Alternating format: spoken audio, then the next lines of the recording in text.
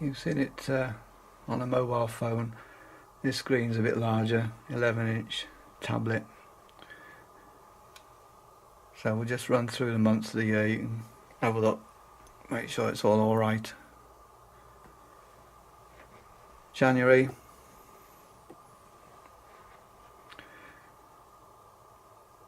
Dates look a bit blurry on this screen because it's really designed for a smaller screen. Well, we've gone past January, trains aren't running. Let's go back to February. Start on the 17th, yellow timetable. That's the timetable. You should be able to see all the times on there. It's the correct one off the latest timetable that I'm aware of from the Severn Valley.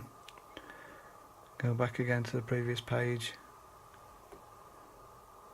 March, blue timetable.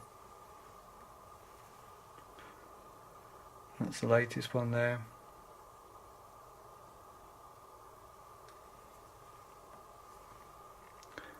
April.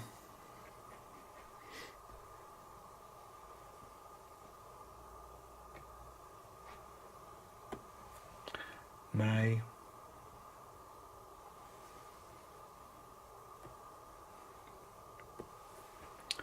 June.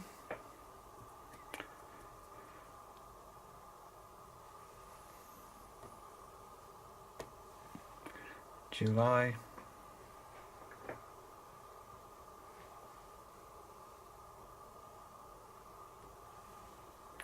August.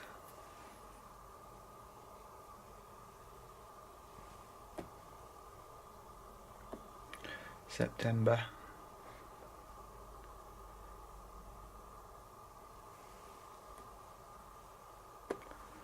October.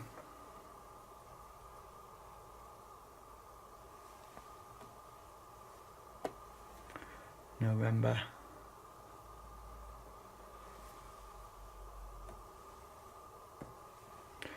December.